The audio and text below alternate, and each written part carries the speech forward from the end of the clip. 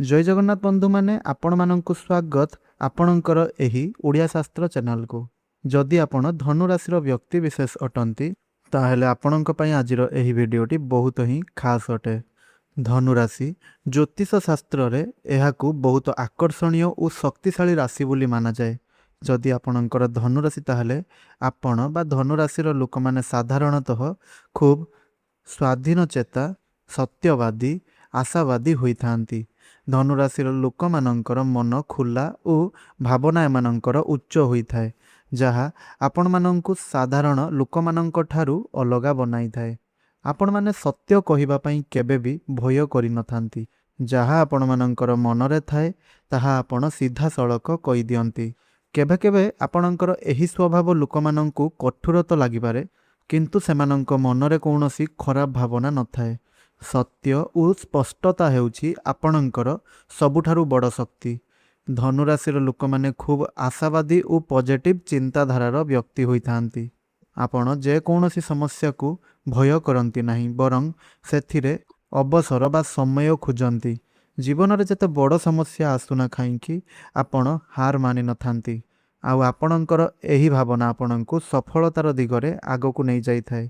आपण माने स्वाधीनता को खूब भल पाई थांती। एहा सहित आपण माने कौनसी प्रकार बंधन रे रहिबा पई केबे भी पसंद करंती नाही। आपण माने निज मनरे निजर जीवन को काटी थांती बा बंचंती एवं निजर निष्पत्ति निजे नेबा को मध्य चाहि थांती। एही स्वाधीन चिंताधारा बा स्वभाव आपण मानंकु नूतन अभिज्ञता और अनुभव पाइबारे साहाय्य करिथाए। धनुराशि लोक माने खूब ज्ञानप्रिय और शिक्षा प्रति आग्रही होइथांती। आपण माने सबुबेले किछि नूतन शिक्षा करिबा पई चाहि थांती। एहा सहित ज्ञान संग्रह करिबा आपण मानंक पई एक शौक मध्य होइथाए। सबुबेले सत्य और ज्ञानर खोज रे आपण रहिथांती। भ्रमण करिबा पई आपण बहुत भल पाई थांती। नुआ नुआ स्थान गुड़िक मध्य देखिबा को भल पाई थांती। लोक मानंक सहित मिसिबा पई भल पाई थांती एवं निजर संस्कृति को जानिबा पई मध्य भल पाई थांती। आउ एही स्थान गुड़िक आपण समय काटिबा पई बहुत पसंद करि थांती। हेले किछि एपरि कारण गुड़िक रहिछि जेउ कारण पई आपण कष्ट पाई थांती, जहा आपणंकु समस्या रे मध्य पकाई देई थाए। तो आमे एपरि तीनोटी कारण आपणंकु एही वीडियो रे कहिबु जहा आपणंकु कष्ट बा समस्या रे पकाई देई थाए। आपण माने बाहारु बहुत मजाकिया हसमुखी एवं आत्मविश्वासी देखा जाती, किंतु मनरे केतेबेले गभीर दुख और चिंता लुचाई रखि थांती, ताहा केही जानि पारंती नाही। तो धनुराशि लोक माने किछि विशेष कारण पई अधिक दुख पाई थांती। ताहा मध्यरु तीनोटी मुख्य कारण हेउछि अधिक आशा और विश्वास भंग। माने धनुराशि लोक माने खूब भल हृदयर होई थांती, तेणु सहजरे अन्य मानंकु विश्वास करि जाई थांती। आउ सेमानंक सहित आपणंकर संपर्क रे आपण सत्यता और निष्ठापण चाहि थांती, किंतु आपणंकर अन्य पक्ष लोक से आपणंकु धोखा देई थांती, आपणंकर विश्वास को भांगी देई थांती। आपण कौनसी काम रे तांको ऊपर विश्वास करि थांती, किंतु सेही व्यक्ति आपणंकर सेही विश्वास को भांगी देई थांती। आउ किछि जिनिस ऊपर आपण सेमानंक ऊपर अधिक आशा मध्य रखि थांती, जहा सेमाने आपणंकर सेही आशा को मध्य भांगी देई थांती, जहा कि आपणंकर गोटिए मुख्य दुखर कारण अटे। आउ जेतेबेले आपणंकर एही विश्वास भंग होई थाए तो आपण भितरु भांगी जाई थांती। मनरे आपणंकर गभीर दुख रही जाई थाए। पुणी थरे विश्वास करिबा को अन्य मानंकु आपणंकु भय लागि थाए। एही कारणरु आपण माने सबुठारु अधिक जंत्रणा अनुभव करंती। द्वितीय रे हेउछि स्वाधीनतार अभाव और बंधन। आपण तो स्वाधीनता प्रिय होई थांती, जीवन को मुक्त भावरे स्वाधीन भावरे बंचिबा पई खूब पसंद करि थांती। निज अनुसार जीवन बंचिबा को आपण चाहि थांती। कहार बंधन रे रहिबा पई आपण पसंद करि न थांती, किंतु जेतेबेले केही आपणंकु नियंत्रण करिबा को चेष्टा करे, आपणंकर स्वाधीनता को सीमित करि देई थाए, सेतेबेले आपणंक मन को बहुत दुख लागि थाए। आउ आपण चिड़चिड़ापण अनुभव करि थांती। सब बेले दुख मनरे चिड़चिड़ापण भावना सहित बंची थांती। तृतीय रे हेउछि आशा अनुजाई आपणंकु फल न मिलिबा। तो धनुराशि लोक मैंने आपण बड़ बड़ स्वप्न तो देखि थांती, जीवन में बड़ किछि करिबा को निहाती चाहि थांती, किंतु आपण माने खूब परिश्रम मध्य करंती। हेले जेतेबेले ଆପଣଙ୍କର ଏହି ସ୍ୱପ୍ନ ଗୁଡ଼ିକ ବା ଏହି ଆପଣଙ୍କର ଆଶା ଯାଇ ଫଳ ମିଳିନଥାଏ, ସେତେବେଳେ ଆପଣଙ୍କୁ ବହୁତ ଦୁଃଖ ବା ନିରାଶା, ଆପଣଙ୍କୁ ହତାଶ ମିଳିଥାଏ। ତେଣୁ ଏହା ମଧ୍ୟ ଆପଣଙ୍କ ଜୀବନରେ ଏକ ମୁଖ୍ୟ କାରଣ ଅଟେ ଯାହାକି ଆପଣଙ୍କୁ ଦୁଃଖ ପ୍ରକାଶ କରେ। ତେବେ ଏହିପରି ଆପଣ ଆଜିର ଏହି ଭିଡ଼ିଓରେ ମଧ୍ୟ ଜାଣିବେ ଏପରି 3ଟି କେଉଁ ଖୁସି ଖବର ଆପଣଙ୍କୁ 6, 7, 8 ଏହି 3 ଦିନରେ ଆପଣଙ୍କୁ ମିଳିବା ପାଇଁ ଯାଉଛି। ଏହା ସହିତ ଆପଣ ଏହି ଭିଡ଼ିଓରେ ଜାଣିବେ ମଧ୍ୟ ଏହି 3 ଦିନ ମଧ୍ୟରୁ 6, 7, 8 ମାନେ ବୁଧବାର, ଗୁରୁବାର, ଶୁକ୍ରବାର ଏହି 3 ଦିନ ମଧ୍ୟରୁ କେଉଁ 2ଟି ଦିନ ଆପଣଙ୍କୁ ସତର୍କ ରହିବାର ଅଛି ଏବଂ କେଉଁ ଗୋଟିଏ ଦିନ ଆପଣଙ୍କ ପାଇଁ ଶୁଭ ଫଳ ନେଇକରି ଆସୁଅଛି। ତ ସେଥିପାଇଁ ଆପଣ ଭିଡ଼ିଓଟିକୁ ଶେଷ ପର୍ଯ୍ୟନ୍ତ ନିହାତି ଦେଖନ୍ତୁ, ଯାହାଦ୍ୱାରା ଆପଣ ଏହିସବୁ ବିସ୍ତାର ଭାବରେ ଭଲ ଭାବରେ ଜାଣିପାରିବେ। ତ ବନ୍ଧୁମାନେ, ତା ପୂର୍ବରୁ ଯଦି ଚ୍ୟାନେଲଟିକୁ ଏପର୍ଯ୍ୟନ୍ତ ସବସ୍କ୍ରାଇବ୍ କରିନାହାନ୍ତି ତେବେ ଚ୍ୟାନେଲଟିକୁ ଗୋଟିଏ ସବସ୍କ୍ରାଇବ୍ କରିଦିଅନ୍ତୁ, ପାଖରେ ଆସୁଥିବା ବେଲ୍ ଆଇକନ୍ଟିକୁ ପ୍ରେସ୍ କରିଦିଅନ୍ତୁ, ଭିଡ଼ିଓଟିକୁ ଗୋଟିଏ ଲାଇକ୍ କରିଦିଅନ୍ତୁ, ତଳେ କମେଣ୍ଟ ବକ୍ସରେ ଜୟ ଗଣେଶ ନିଶ୍ଚୟ ରୂପରେ ଲେଖିଦିଅନ୍ତୁ। ଏହା ସହିତ ଆମେ ଯେଉଁ କଥା ଗୁଡ଼ିକ କହୁଛୁ ଯଦି ଆପଣଙ୍କର ଜୀବନଶୈଳୀ ସହିତ ମ୍ୟାଚ୍ ହେଉଛି ତାହେଲେ ହଁ ବୋଲି ନିଶ୍ଚୟ ରୂପରେ ଲେଖନ୍ତୁ। ଏବଂ ଯେଉଁ କଥା ଗୁଡ଼ିକ ଆମେ କହିବୁ ଯାହାକି 6, 7, 8 ଏହି 3 ଦିନରେ ଘଟିବ, ଯଦି ଆମର ପ୍ରେଡ଼ିକ୍ସନ୍ ଆପଣଙ୍କ ଉପରେ ବସୁଛି ତାହେଲେ ଆପଣ ନିଶ୍ଚୟ ରୂପରେ ଆମର ଏହି ଭିଡ଼ିଓରେ ହଁ ବୋଲି ଅବଶ୍ୟ ଲେଖନ୍ତୁ, ଆଉ 100% ସତ ବୋଲି ଲେଖନ୍ତୁ, କିମ୍ବା କେତେ ପରସେଣ୍ଟ ଆମେ କରିଥିବା ପ୍ରେଡ଼ିକ୍ସନ୍ ଆପଣଙ୍କର ଲାଗୁଛି, ଆପଣଙ୍କ ସହିତ ବସୁଛି, ଆପଣଙ୍କର ଜୀବନଶୈଳୀ ସହିତ, ତାହା ମଧ୍ୟ କମେଣ୍ଟରେ ଅବଶ୍ୟ ରୂପରେ କୁହନ୍ତୁ ଏବଂ ଭିଡ଼ିଓଟିକୁ ଅନ୍ୟମାନଙ୍କ ସହିତ ସେୟାର କରନ୍ତୁ। ତେବେ ବନ୍ଧୁମାନେ ଚାଲନ୍ତୁ ସର୍ବପ୍ରଥମେ ଆମେ କଥା ହେବା ଆପଣଙ୍କ ପାଇଁ ଏହି ମଇ ମାସ 6 ତାରିଖ ଯାହାକି ବୁଧବାର ଦିନ ପଡ଼ୁଅଛି। ତ ଆପଣମାନଙ୍କ ପାଇଁ ବୁଧବାର ଦିନଟି କିପରି ରହୁଛି? ତ ବନ୍ଧୁମାନେ, ଏହି ଯେଉଁ 6 ତାରିଖ ବୁଧବାର ଦିନଟି ମଇ ମାସର, ଏହି ଦିନଟି ଆପଣଙ୍କର ସାଧାରଣ ଠାରୁ ଭଲ ରହୁଛି। ତାମାନେ ନା କି ଭଲ ନା କି ଖରାପ, ମଧ୍ୟମ ଧରଣର ରହୁଛି। ଏହି ଦିନ ଆପଣ କରୁଥିବା କାମ କାର୍ଯ୍ୟ ଗୁଡ଼ିକରେ ଆପଣ ନୂଆ ନୂଆ ଆଇଡ଼ିଆ ଗୁଡ଼ିକ ସବୁ ପାଇପାରିବେ, କିଛି ନୂଆ ଯୋଜନା ମଧ୍ୟ ଆପଣ ଏହି ଦିନ କରିପାରିବେ। ଆପଣମାନଙ୍କ ପାଇଁ ଏହି ବୁଧବାର ଦିନଟି ଏକ ସନ୍ତୁଳିତ ଓ ପଜିଟିଭ ବା ସକାରାତ୍ମକ ଭାବନାର ସହିତ ଦିନ ହେବାର ସମ୍ଭାବନା ରହୁଅଛି। ଏହି ଦିନ ଆପଣ ସକାଳୁ ସକାଳୁ କିଛି ନୂତନ ଉର୍ଜା ଏବଂ ଉତ୍ସାହର ଅନୁଭବ କରିପାରିବେ, ଯାହା ଆପଣଙ୍କର ଦିନଟିକୁ ଆଗକୁ ବଢ଼ାଇବାରେ ପ୍ରେରଣା ଆପଣଙ୍କୁ ପ୍ରଦାନ କରିବ। ବିଶେଷ କରି ଯେଉଁ ବ୍ୟକ୍ତିବିଶେଷ ମାନେ, ଯେଉଁ ଧନୁରାଶିର ବ୍ୟକ୍ତିବିଶେଷ ମାନେ ଆପଣ ଚାକିରି କିମ୍ବା ବ୍ୟବସାୟ କ୍ଷେତ୍ରରେ ଅଛନ୍ତି, ତ ଆପଣମାନଙ୍କ ପାଇଁ ଏହି ଦିନଟି କିଛି ନୂଆ ଭାବନା, କିଛି ନୂଆ ଆଇଡ଼ିଆ ନେଇକରି ଆସିପାରେ, ଯାହାକି ଭବିଷ୍ୟତରେ ଆପଣଙ୍କୁ ଲାଭ ଫଳ ପ୍ରଦାନ କରିବ, ଲାଭକାରୀ କରାଇବ। କାର୍ଯ୍ୟକ୍ଷେତ୍ରରେ ଆପଣଙ୍କର ପ୍ରୟାସ ଓ କାମକୁ ଲୋକମାନେ, ଆପଣଙ୍କର ସହକର୍ମୀମାନେ ମାନ୍ୟତା ପ୍ରଦାନ କରିବେ। ଆପଣଙ୍କର ସିନିୟର କିମ୍ବା ବସ୍ ଆପଣଙ୍କର କାମରେ ପ୍ରଶଂସା କରିପାରନ୍ତି, ଯାହା ଆପଣଙ୍କର ଆତ୍ମବିଶ୍ୱାସକୁ ଆହୁରି ବଢ଼ାଇପାରେ।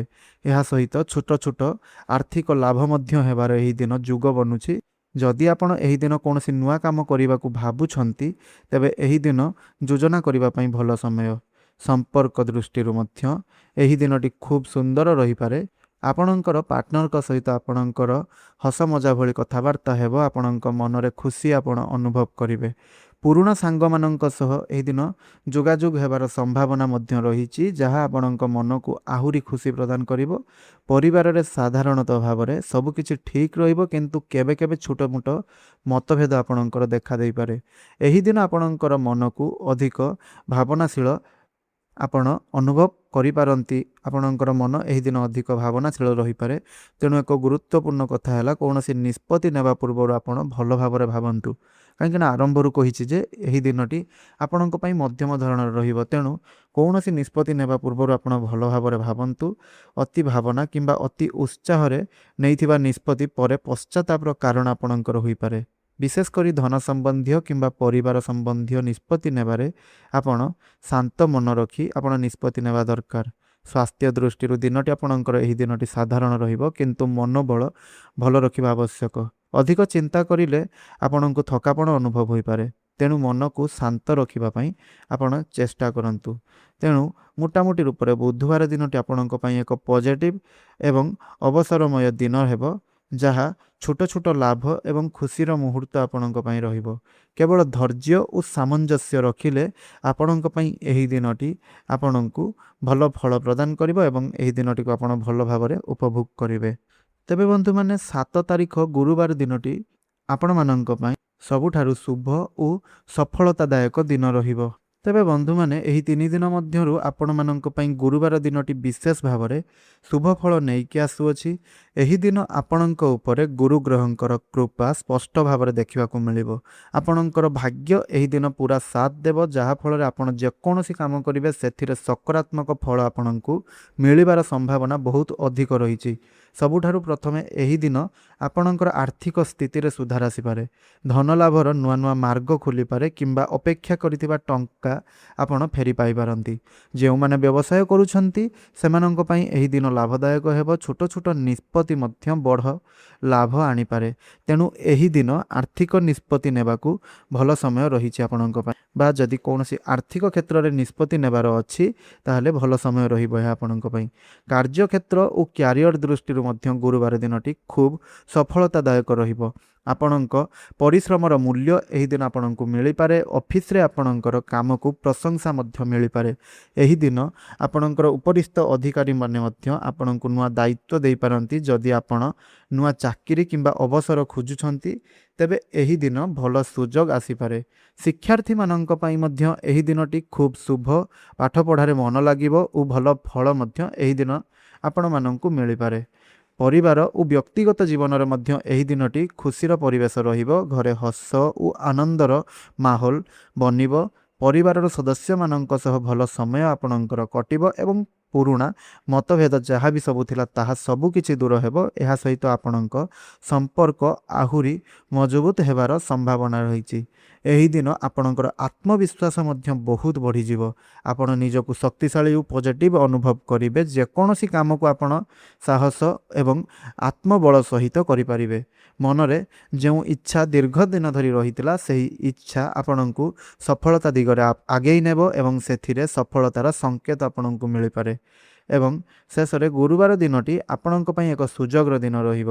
ଏହି ଦିନ ଆପଣ ଯେକୌଣସି ଶୁଭ କାମ, ନୂଆ କାମ ଆରମ୍ଭ କରିବେ, ନୂଆ ବିନିଯୋଗ କିମ୍ବା କୌଣସି ନୂଆ ଯୋଜନା ଆପଣ କରିବେ, ଆପଣ ଏହିସବୁ ନିର୍ଭୟ ଭାବରେ କରିପାରିବେ। ଯଦି ଆପଣ ସଠିକ୍ ଭାବରେ ଏହି ଦିନକୁ ବ୍ୟବହାର କରିବେ ତେବେ ଏହା ଆପଣଙ୍କ ଜୀବନରେ ଏକ ନୂଆ ସଫଳତାର ଦ୍ୱାର ମଧ୍ୟ ଖୋଲି ଦେଇପାରେ। ହେଲେ ଶେଷ ଦିନଟି ଯାହାକି 8 ମଇ ଶୁକ୍ରବାର ଦିନଟି, ଏହି ଦିନଟି ଆପଣଙ୍କ ପାଇଁ ଅଧିକ ସତର୍କତାର ଦିନ ରହୁଅଛି। ଏହି ଦିନ ଆପଣ ଅଧିକ ସତର୍କ ରହିବା ଆବଶ୍ୟକ ଅଟେ। ଧନୁରାଶିର ଲୋକମାନେ ଆପଣମାନଙ୍କ ପାଇଁ ଏହି ଶୁକ୍ରବାର ଦିନଟି କିଛି ପରୀକ୍ଷା ଓ ଚ୍ୟାଲେଞ୍ଜ ନେଇକରି ଆସିପାରେ। ଏହି ଦିନ ଆପଣଙ୍କର ମନସ୍ଥିତି କେବେ ଶାନ୍ତ ତ କେବେ ଅସ୍ଥିର ହୋଇପାରେ, ଯାହା ଆପଣଙ୍କର ନିଷ୍ପତ୍ତିକୁ ପ୍ରଭାବିତ ମଧ୍ୟ କରିପାରେ। ସେଥିପାଇଁ ଏହି ଦିନରେ ସତର୍କ ରୁହନ୍ତୁ ଏବଂ ପ୍ରତ୍ୟେକ କାମ ଆପଣ ଭାବିଚିନ୍ତି କରନ୍ତୁ। ପ୍ରଥମେ ଆପଣ ଏହି ଦିନ ଧନ ସମ୍ବନ୍ଧୀୟ ମାମଲାରେ ସତର୍କ ରୁହନ୍ତୁ। ଏହି ଦିନ ଅନାବଶ୍ୟକ ଖର୍ଚ୍ଚ ଆପଣଙ୍କର ବଢ଼ିଯିବାର ସମ୍ଭାବନା ରହିଛି। ଆପଣ ଯାହା ଚାହୁଁନଥିବେ ସେହିପରି କିଛି ଖର୍ଚ୍ଚ ଆପଣଙ୍କର ହୋଇପାରେ କିମ୍ବା କିଛି ଭୁଲ ନିଷ୍ପତ୍ତି ଆପଣ ନେଇପାରନ୍ତି ଯାହା ଆପଣଙ୍କର ଧନ କ୍ଷତି କରିପାରେ ଏବଂ କରିବାର ମଧ୍ୟ ଆଶଙ୍କା ରହିଛି। ତେଣୁ ଏହି ଦିନ ବଡ଼ ନିବେଶ କିମ୍ବା ଅନାବଶ୍ୟକ ଆପଣ ଖର୍ଚ୍ଚ ଠାରୁ ଦୂରେଇ ରହିବା ଭଲ। କାର୍ଯ୍ୟକ୍ଷେତ୍ରରେ ମଧ୍ୟ କିଛି ଚାପ ଦେଖା ଦେଇପାରେ। ଏହି ଦିନ ଅଫିସ୍ କାମ ବଢ଼ିଯାଇପାରେ। ବସ୍ କିମ୍ବା ସହକର୍ମୀମାନଙ୍କ ସହ ମତଭେଦ କିମ୍ବା କାମରେ ବିଳମ୍ବ ହେବାର ଆପଣଙ୍କୁ ଦେଖାଯିବ। ଏହି ସମୟରେ ଅତିରିକ୍ତ ଚିନ୍ତା ଠାରୁ ଆପଣ ଦୂରେଇ ରୁହନ୍ତୁ। କୌଣସି ଅତିରିକ୍ତ ରିଆକ୍ଟ କରିବା ପରିବର୍ତ୍ତେ ଶାନ୍ତ ରହିବା ଏବଂ ସମସ୍ୟାକୁ ସମାଧାନ କରିବାର ମନୋଭାବରେ ବଞ୍ଚିବା ଆପଣଙ୍କୁ ଅଧିକ ଆବଶ୍ୟକ।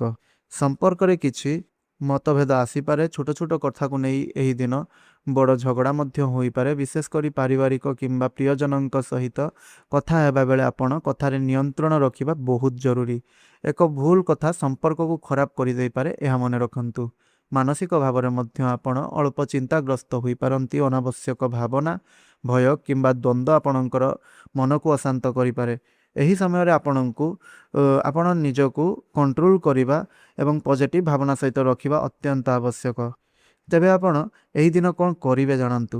ଆପଣ ଏହି ଦିନ ଅନାବଶ୍ୟକ ଖର୍ଚ୍ଚ ଗୁଡ଼ିକ ଠାରୁ ଦୂରେଇ ରୁହନ୍ତୁ। କାହା ସହିତ ବାଦ ବିବାଦ କରନ୍ତୁ ନାହିଁ। ନିଜର ମନକୁ ଶାନ୍ତ ରଖନ୍ତୁ। ଯେକୌଣସି ବଡ଼ ନିଷ୍ପତ୍ତି ନେବା ଠାରୁ ଆପଣ ଦୂରରେ ରୁହନ୍ତୁ। ଯଦି କୌଣସି ବଡ଼ ନିଷ୍ପତ୍ତି ନେବାର ଅଛି ତାହେଲେ ଏହି ଦିନଟିକୁ ଟାଳି ଦିଅନ୍ତୁ। ଧୈର୍ଯ୍ୟ ଓ ସହନଶୀଳତା ଆପଣଙ୍କର ଏହି ଦିନରେ ସବୁଠାରୁ ବଡ଼ ଶକ୍ତି ସାବ୍ୟସ୍ତ ହେବ। ଏହି ଶୁକ୍ରବାର ଦିନଟି ଆପଣଙ୍କ ପାଇଁ ଚ୍ୟାଲେଞ୍ଜପୂର୍ଣ୍ଣ ରହିଥିଲେ ମଧ୍ୟ ଯଦି ଆପଣ ସତର୍କତାର ସହିତ ରହିବେ ତାହେଲେ ଏହି ଦିନରେ ଆସୁଥିବା ବଡ଼ରୁ ବଡ଼ ସମସ୍ୟା ଗୁଡ଼ିକୁ ଆପଣ ଏଡ଼ାଇ ପାରିବେ। ତେବେ ବନ୍ଧୁମାନେ, ଏହା ତ ଥିଲା 3 ଦିନ ଆପଣ କିପରି କଟିବ ଆପଣଙ୍କ ପାଇଁ କିପରି ରହିଛି ଏବଂ କେଉଁ ଦିନ ଆପଣଙ୍କ ପାଇଁ ଅଧିକ ସତର୍କତାର ଦିନ ରହିଛି। ହେଲେ ଏହି 3 ଦିନରେ ଆପଣଙ୍କୁ ଏହି 3ଟି ଖୁସି ଖବର ମଧ୍ୟ ମିଳିବ।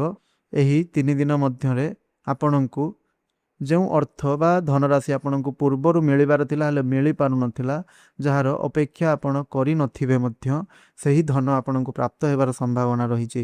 ପୁରୁଣା ଟଙ୍କା ଆପଣ ଫେରି ପାଇପାରନ୍ତି କିମ୍ବା କୌଣସି ନୂଆ ଆୟର ଉତ୍ସ ଆପଣଙ୍କର କିଛି ଖୋଲିପାରେ। କିଛି ଲୋକମାନଙ୍କ ପାଇଁ ପେଣ୍ଡିଂ ରହିଥିବା ଟଙ୍କା ଗୁଡ଼ିକ ମିଳିବ। ଛୋଟ ବ୍ୟବସାୟର ଲାଭ ମଧ୍ୟ ହେବ। ନୂଆ ଅବସର ମାଧ୍ୟମରେ ଇନକମ୍ ଆପଣଙ୍କର ବଢ଼ିବ। ଏହା ସହିତ କାର୍ଯ୍ୟ ଓ କ୍ୟାରିୟରରେ ମଧ୍ୟ ଖୁସି ଖବର ଏହି ଦିନ ଆପଣଙ୍କୁ ପ୍ରାପ୍ତ ହେବ। ଆପଣଙ୍କର କାମକୁ ନେଇ ଭଲ ଖବର କିଛି ଆପଣଙ୍କ ପାଖକୁ ଆସିପାରେ। ଯଦି ଆପଣ ଚାକିରି କରୁଛନ୍ତି ତେବେ ଆପଣଙ୍କର ପରିଶ୍ରମର ଫଳ ଏହି ଦିନ ଆପଣଙ୍କୁ ମିଳିପାରେ। ଆପଣଙ୍କୁ ଚାକିରି କ୍ଷେତ୍ରରେ ପ୍ରମୋସନ୍ କିମ୍ବା ସାମାନ୍ୟ ସମ୍ମାନ କିଛି ଆପଣଙ୍କୁ ପ୍ରାପ୍ତି ହୋଇପାରେ। କିଛି ନୂଆ ଜବ୍ ଅଫର୍ ମଧ୍ୟ ଆପଣଙ୍କ ନିକଟକୁ ଆସିପାରେ କିମ୍ବା ନିଜ କାମରେ ସଫଳତା ମଧ୍ୟ ଆପଣଙ୍କୁ ଦେଖା ଦେଇପାରେ। ଏହା ଆପଣଙ୍କର ଆତ୍ମବିଶ୍ୱାସକୁ ବହୁତ ବଢ଼ାଇ ଦେବ। ତୃତୀୟ ଖୁସି ଖବର ବା ଶେଷ ଖୁସି ଖବରଟି ହେଉଛି ପରିବାର ଓ ସମ୍ପର୍କରେ ଆପଣଙ୍କର ଖୁସିର କିଛି ଖବର ଆସିବ। ଏହି ସମୟରେ ଘରେ ଖୁସିର ପରିବେଶ ରହିପାରେ। ପରିବାର ସହ ଭଲ ସମୟ କଟିବ ଓ ଭାଙ୍ଗି ଯାଇଥିବା ସମ୍ପର୍କ ମଧ୍ୟ ଠିକ୍ ହେବାର ସମ୍ଭାବନା ରହିଛି।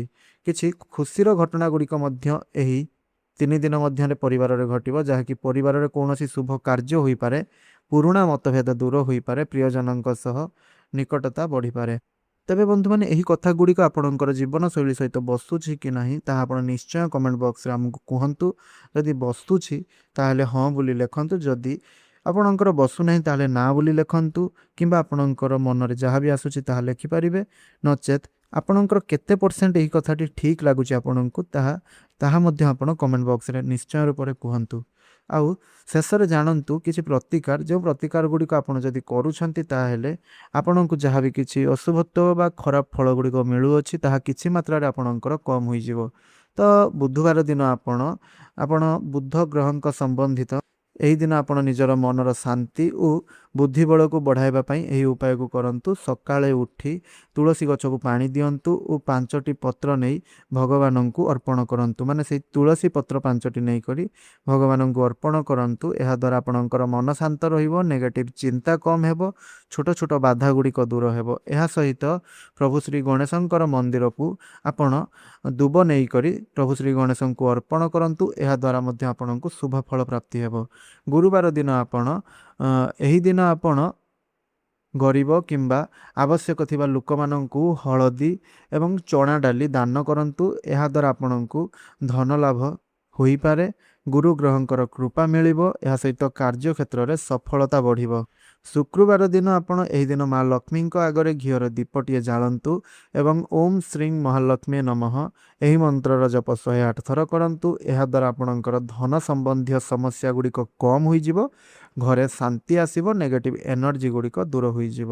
ତେବେ ବନ୍ଧୁମାନେ, ଆପଣ ଏହି ଉପାୟ ଗୁଡ଼ିକ ପାଳନ କରନ୍ତୁ। ଏହା ସହିତ ଆମେ ଯାହା ପ୍ରେଡିକ୍ସନ୍ କଲୁ ତାହା ଆପଣଙ୍କ ଉପରେ କେତେ ପରସେଣ୍ଟ ବସୁଛି ବା ଆପଣଙ୍କର ଜୀବନଶୈଳୀ ସହିତ ମେଳ ଖାଉଛି କି ନାହିଁ ତାହା ଆପଣ ଆମକୁ ନିଶ୍ଚୟ କମେଣ୍ଟ ମାଧ୍ୟମରେ ଜଣାନ୍ତୁ। ଏବଂ ଭିଡ଼ିଓଟିକୁ ଏପର୍ଯ୍ୟନ୍ତ ଯଦି ଲାଇକ୍ କରିନାହାନ୍ତି ତେବେ ଭିଡ଼ିଓଟିକୁ ଲାଇକ୍ କରିଦିଅନ୍ତୁ। କମେଣ୍ଟ ବକ୍ସରେ ଆପଣ ଭକ୍ତି ଆଉ ଶ୍ରଦ୍ଧାର ସହିତ ଜୟ ଶ୍ରୀ ଗଣେଶ ଅବଶ୍ୟ ରୂପରେ ଲେଖନ୍ତୁ। ଚ୍ୟାନେଲଟିରେ ନୂଆ ଥିଲେ ଚ୍ୟାନେଲଟିକୁ ସବସ୍କ୍ରାଇବ୍ କରି ପାଖରେ ଆସୁଥିବା ବେଲ୍ ଆଇକନ୍ଟିକୁ ପ୍ରେସ୍ କରିଦିଅନ୍ତୁ, ଯାହାଦ୍ୱାରା ଆମେ ଯେଉଁ ଭିଡ଼ିଓ ଅପଲୋଡ଼ କରିବୁ ତାହା ଆପଣଙ୍କ ପାଖରେ ସର୍ବପ୍ରଥମେ ପହଞ୍ଚି ପାରିବ। ଏହା ସହିତ ଭିଡ଼ିଓଟିକୁ ଅନ୍ୟମାନଙ୍କ ସାଥିରେ ସେୟାର ନିଶ୍ଚୟ ରୂପରେ କରନ୍ତୁ। ଧନ୍ୟବାଦ।